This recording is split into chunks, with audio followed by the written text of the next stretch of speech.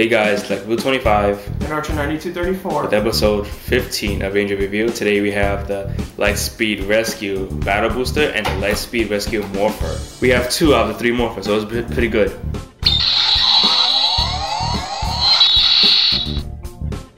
So first we have the Lightspeed Rescue Morpher. Yeah, it's not bad. A lot of it has been changed. Originally on the Japanese version, there was an LCD screen here, which had animation and a mini game. The buttons were altered too. There was a 5, E, and 2 directional arrow buttons. The sound effects are the same.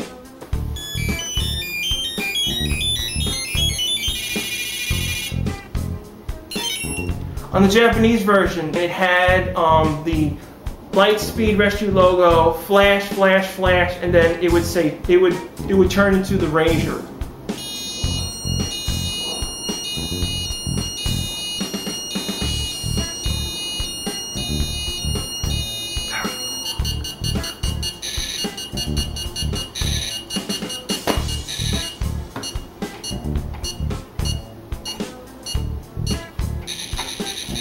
Then when you press the lightning bolt, the communication sound goes off. On the Japanese version toy, a radar signal would be on the screen displaying. Here, nothing except the lights. C, of course, is clear. And the last alteration is there was a mini game in there. You would activate it and you would play a mini game. It's similar to the Astro Morpher, but it was a little more cooler because it had an animation screen. But unfortunately, the game was totally removed from the American version. Which is kind of sad because Lightspeed Rescue would have been the second Morpher to actually have a game. Yeah.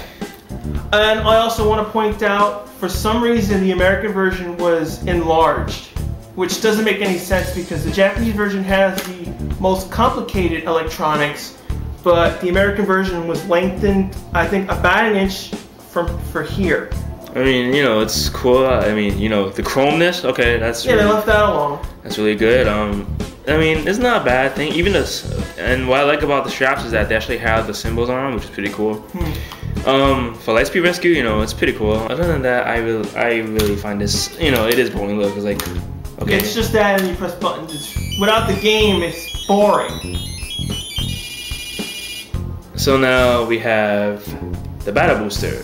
It looks like a shuttle. It has a V. You can say it's either V for victory or V for Google 5 because V stands for 5 in Roman numeral form. This is actually almost the same thing as the Japanese version. Only thing altered is the glossiness. The buttons originally had a cover on each of the 10 buttons. You can see in the box. They were removed from the American version, again, because of cost. And when they removed them, they had to shrink the width of the Battle Booster slightly to compensate. But other than that, electronics are the same. The toy does have 1,000 sound effects. And we're not going to go through all that 1,000 sound effects. No, we'll go through the key ones. Alright, and you can also open it up. Yeah, you can detach it from the arm strap so you can put it inside the thermal blaster. You can see also it has the codes. 356.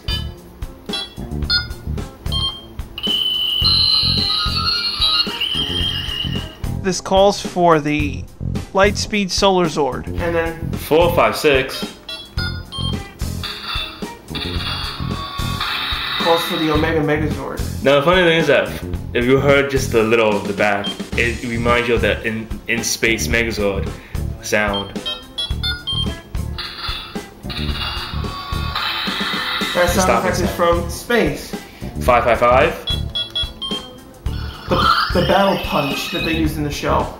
Now all the other sound effects are random. You can choose whatever combination you want.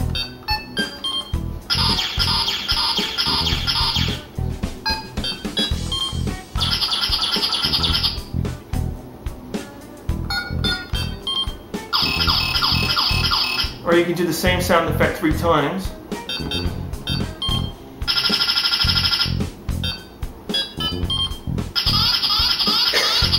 Not bad. In Go-Go 5, they actually use the toy sound effects whenever they press the buttons on the thing. So overall, I think the toy is worth it. Even if you buy the American version, there's not that much to complain about. They left the speaker quality alone. All the electronics are the same. They just wanted to be cheap on the buttons. But overall, I say If you really like the toy, go and buy it.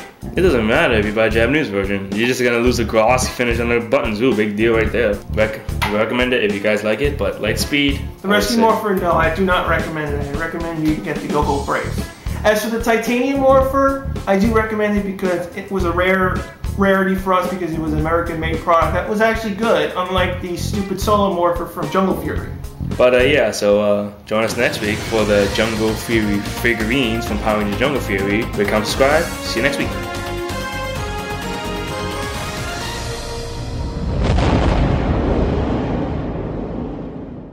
Now let's do the In Space Morph 335.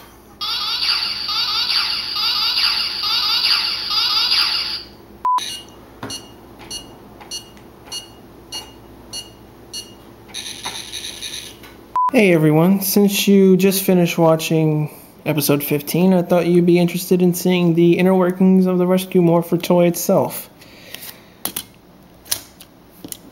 Now obviously you're wondering, why am I opening it up? Mainly I'm doing some minor maintenance on it because 10 years ago, or roughly near 10 years ago, I dropped this down the steps. That's the reason why it's in such poor condition.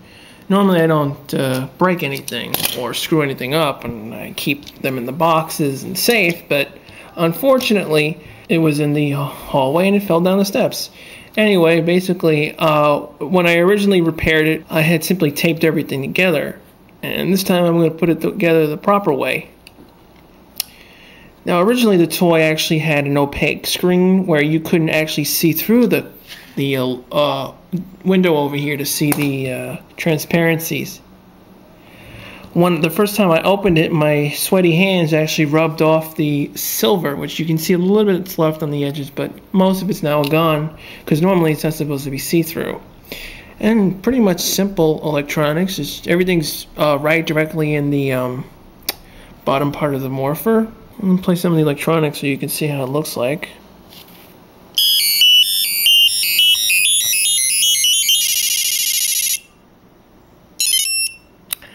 Yeah, the lights over here are extremely bright when you take everything off.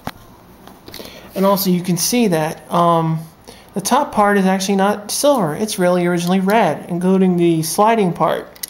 It's really red. They painted the silver on top.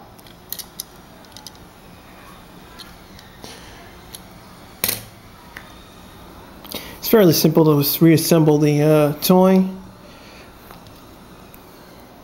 Diffuser cover, insert sheet, and the plastic cover to cover these. Now the tricky part is to put this in the right spot so that when you close the top lid, it lines up with the grooves that are in here. And also the button connectors. The button connectors actually have to be in the pins.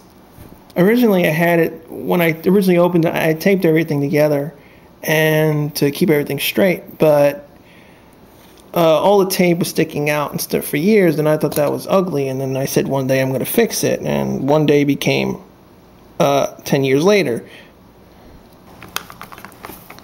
Perfect.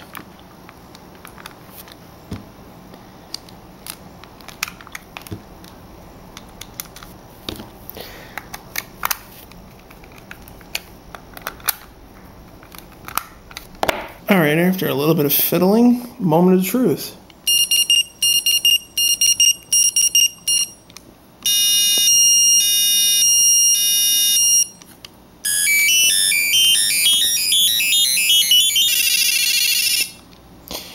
Everything's fine. I fixed all the problems.